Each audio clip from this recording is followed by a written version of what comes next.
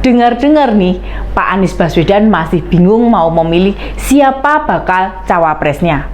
Makanya setelah 5 bulan buntu tidak bisa memilih siapa pendampingnya, kini dia dibantu tim 8 atau tim kecil untuk memverifikasi siapa yang layak dijadikan bakal cawapres. Pembentukan tim 8 sekaligus dibarengkan dengan penandatanganan piagam kesepahaman kerjasama 3 partai yang mendukung Pak Anies sebagai bakal capres. Di jelang menit akhir tanda tangan piagam, nama Bukovifa dan Mbak Yeni Wahid menguat. Hanya saja, sampai selesai penandatanganan piagam, belum ditentukan siapa bakal cawapres Pak Anies. Ini dia, info terkini Widya. Terima kasih Pak Muzamil. Sebelum Pak Sugeng menyampaikan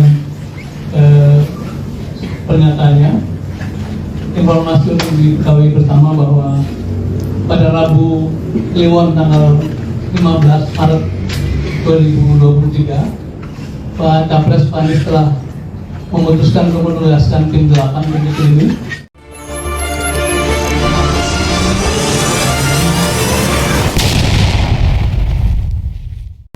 Nampaknya Pak Anies tidak punya gambaran, bayangan, atau malah bingung siapa yang cocok untuk mendampinginya. Secara pribadi, Pak Anies pasti lebih cenderung memilih kader-kader NU, ya seperti Bukovifa atau Mbak Yeni. Tapi dia sendiri tidak yakin apakah keduanya bakal bersedia. Bisa jadi selama ini sudah ada utusan yang melobi mereka. Karena nama Gubernur Jawa Timur dan Direktur Yayasan Wahid Institute itu bukan baru disuarakan. Sejak awal tahun, salah satu pentolan Nasdem, Pak Effendi Khoiri, mengusulkan beberapa tokoh muda NU, salah keduanya ya mereka. Sebagai salah satu ormas terbesar di tanah air, siapa yang tidak tergiur menggandeng mereka, mencalonkan jadi pemimpin nasional. Gus Coy juga orang NU yang berada di Nasdem. Otomatis tahu bagaimana potensi nama-nama yang diusulkan. Justru keraguan malah muncul di diri Pak Anies, karena memang selama berkecimpung di politik, dia relatif menjaga jarak dengan NU. Lihat saja, sewaktu bekerja jadi gubernur DKI, kapan sih Pak Anies lumayan andil di NU? Tidak sama sekali. Malah, waktu membesarnya isu penistaan agama, Pak Anies menikmati kedekatannya pada kelompok 212. Dan saat itu, tidak sedikit tokoh NU berupaya menjelaskan duduk persoalan sebenarnya. Dan ketika bertarung di Pilgub DKI 2017, politik identitas makin menguat. Otomatis tindakan-tindakan yang dilakukan oleh pendukung Pak Anies disoroti oleh Nahdien. Sejak saat itu, terjadi kerenggangan hubungan Anies Baswedan dengan NU.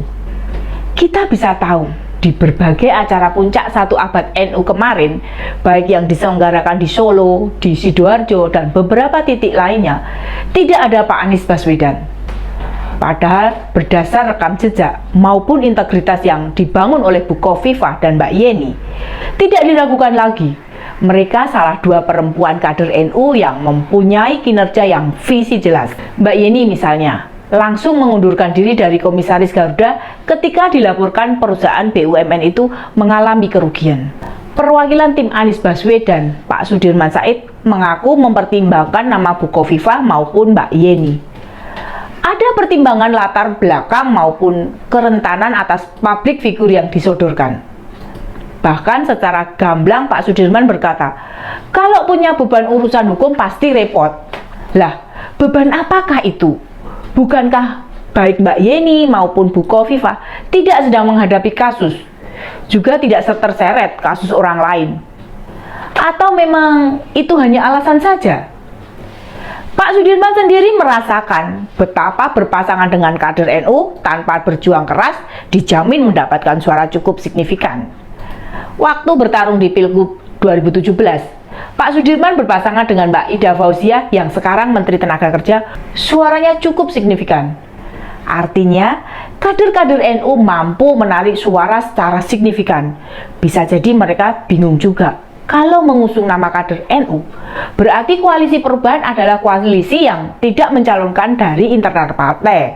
Sebab tidak ada yang dari PKS, Nasdem apalagi Demokrat.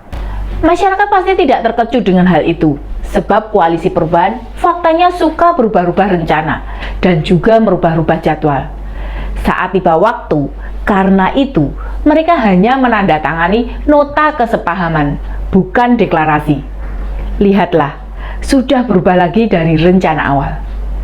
Baik PKS, Nasdem maupun Demokrat menyepakati 6 kesepakatan. Yang pertama, nama koalisi adalah Koalisi Perubahan. Kedua, mengusung Anies Baswedan sebagai bakal capres 2024. Ketiga, menyerahkan mandat pemilihan bakal cawapres kepada bakal capres. Keempat, memberi kebebasan pada bakal capres berkomunikasi dengan parpol lain untuk memperkuat basis dukungan. Kelimanya, membentuk sekretariat bersama dari tim persiapan atau tim kecil. Dan terakhir, pada waktunya akan mengumumkan pasangan bakal capres dan cawapres. Nah, tim kecil ini yang akan membantu Pak Anies mencari siapa bakal cawapres dengan tepat.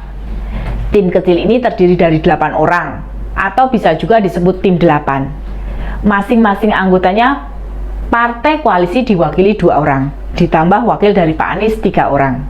Pak Sudirman Said dan Pak Dadang Dirgantara perwakilan dari Pak Anies Baswedan, kemudian Sugeng Suparwoto dan Willy Aditya perwakilan Nasdem.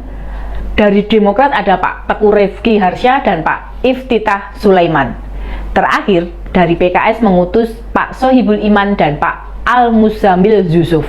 Selama 5 bulan progres yang koalisi perubahan didapat yakni penandatanganan kesepakatan serta memiliki sekretariat bersama, di mana 2 hal itu merupakan kerja fisik, bukan kerja pemikiran. Mereka juga mengatakan masih ada parpol besar yang siap bergabung. Bagaimana kita bisa mempercayai informasi itu jika dalam setiap perkembangan dari koalisi perubahan hanya kabarnya saja yang besar, faktanya tidak ada kemajuan signifikan. Kita tahu mereka menghadapi kendala besar, terutama mengenai logistik. Benar ada Pak Surya Paloh di sana, tapi apakah dia siap menanggung semua ini? Jadi, nama Bu Khofifah maupun Mbak Yeni dipastikan hanya pemanis saja. Pak Anies dan seluruh parpol di koalisi perubahan lebih berharap pada Pak Sandiaga Uno atau Pak Erick Thohir bersedia mendampingi Pak Anies, sehingga tidak menemui hambatan untuk pertarungan di 2024. Demikian info terkini Widya, sampai ketemu lagi di Ini Dia, info terkini Widya. Salam sedulur Kendal, sedulur Widya.